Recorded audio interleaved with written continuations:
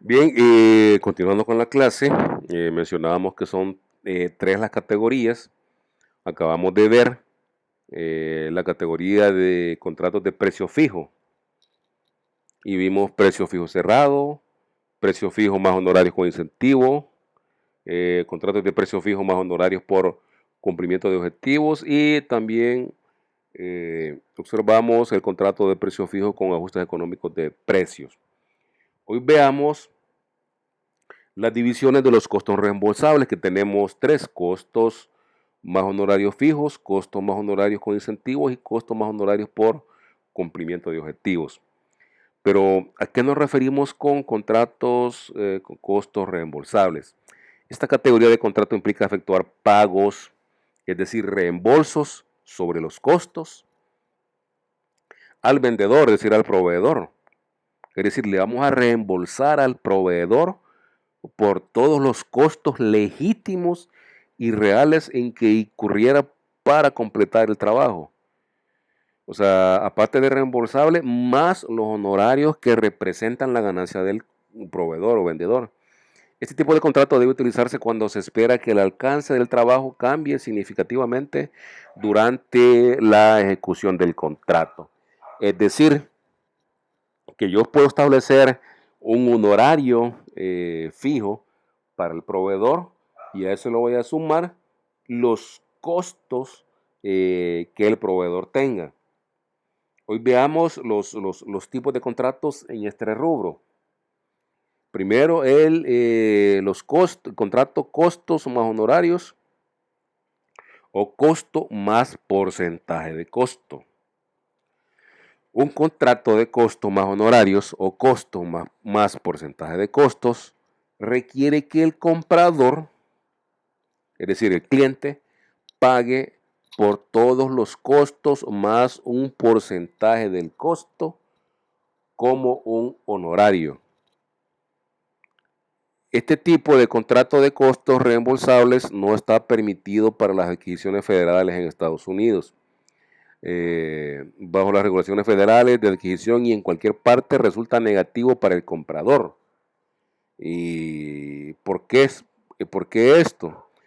Porque los proveedores no están motivados para controlar los costos, porque van a obtener una ganancia por cada uno de sus costos sin importar el límite. Veamos. Quiere decir que si yo soy el proveedor, el cliente me debe de pagar por todos los costos que yo he tenido y adicional a eso me debe dar un porcentaje sobre esos costos. Entonces, como proveedor, a mí lo que me conviene es inflar los costos, porque aparte que me los va a regresar, mi cliente me debe de pagar un porcentaje sobre ellos. Por eso es que este tipo de contratos no conviene, pero existen. Veamos un ejemplo. El contrato es, le pago el costo más un 10% de costos como honorarios. Es decir, mis honorarios, ¿cuáles son? Un 10% sobre los costos. Entonces, ¿qué me conviene? Me conviene que los costos sean altos en el caso del proveedor, ¿verdad? En el caso del cliente no. Pero como es difícil controlar esto, entonces por eso se menciona que no es muy conveniente, en este caso para el cliente, aunque sí es conveniente para el proveedor. Aquí depende de qué lado nos pongamos o de qué lado estemos, ¿verdad? Si somos clientes, estamos contratando a alguien para que me desarrolle un proyecto o nos están contratando, somos proveedores. Veamos, tenemos también costos más honorarios fijos. Un contrato de costos más honorarios fijos proporciona al proveedor los pagos de costos reales más un honorario negociado que se fija antes que inicie el trabajo.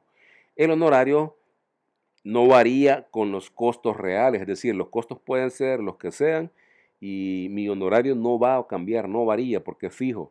Entonces, en este caso, el proveedor no tiene ningún incentivo para aumentar o inflar los costos, sino que me va a dar los costos, los reales. Los honorarios se pueden ajustar como un resultado de los cambios al enunciado del trabajo, es decir, si cambia el alcance, ok, cambiemos el honorario fijo, eso se puede ajustar, pero el costo que yo le voy a pagar a mi proveedor es el que realmente se ha gastado. Eh, Veamos un ejemplo. El contrato va a ser un contrato de costo más honorarios por $100,000. Es decir, que mi honorario fijo son $100,000, es lo que me va a quedar a mí libre de proveedor, y además el cliente me va a pagar los costos que ha tenido el proyecto. Por otro lado, también tenemos los costos más honorarios con incentivos. En este caso, al vendedor o al proveedor se le va a reembolsar todos los costos autorizados para realizar el trabajo del contrato, y recibe honorarios con incentivos predeterminados basados en el logro de objetivos específicos de desempeño establecidos en el contrato. En este tipo de contratos, si los costos finales son inferiores o superiores a los costos originales estimados, el comprador y el vendedor comparten las desviaciones de costos según una fórmula previamente negociada. Por ejemplo, un reparto de 80-20 por encima o por debajo de los costos objetivos sobre la base del desempeño real del vendedor. Aquí las disculpas del caso, porque cuando estaba copiando, hasta ahorita me estoy dando cuenta que todas las tildes se convirtieron en puntos, todos los caracteres especiales. Bien, no sé si se comprende este tipo de contrato, costos más honorarios con incentivo. Veamos un ejemplo. El contrato es de costo más honorarios con incentivo. El contrato es costo de objetivo es de $500,000 más un honorario objetivo de $50,000. El comprador y el proveedor comparten cualquier ahorro de costos o sobrecostos, con el 80% para el comprador y el 20% para el proveedor. ¿Qué quiere decir esto? Que si en el contrato hay un ahorro, ese ahorro se lo van a dividir, 80% va para el cliente y 20% va para el proveedor.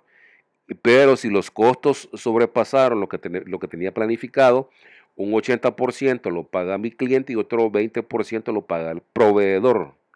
A eso se le llama contrato de costos más honorarios con incentivos. Hoy veamos costos más honorarios por cumplimiento de objetivos. En un contrato de costos más honorarios por cumplimiento de objetivos, el comprador paga todos los costos, es decir, el cliente paga todos los costos y un honorario base más una retribución, un bono basado en el desempeño. Este es similar al contrato de costos más honorarios con incentivos, a excepción de que el incentivo es una posible retribución en lugar de una posible retribución o penalización. Si ustedes recuerdan en el anterior, si el costo era más, ok, ganaba, pero si el costo sobrepasaba, tenía que pagar. En este caso solamente es una retribución. Ejemplo, contrato de costo más honorarios por cumplimiento de objetivos. El contrato es de costo más es decir, van a pagar los costos más un honorario base de $5,000 por cada mes que la producción supere las 100,000 unidades, y hasta una retribución máxima disponible de 50,000. Es decir, me van a estar pagando 5,000 cada vez que supere la producción de 100,000 unidades, hasta un máximo de 50,000. A eso se le llama contrato de costo más honorarios por cumplimiento de objetivos. Y por último, tenemos el tipo de contrato de tiempo y materiales o precio unitario.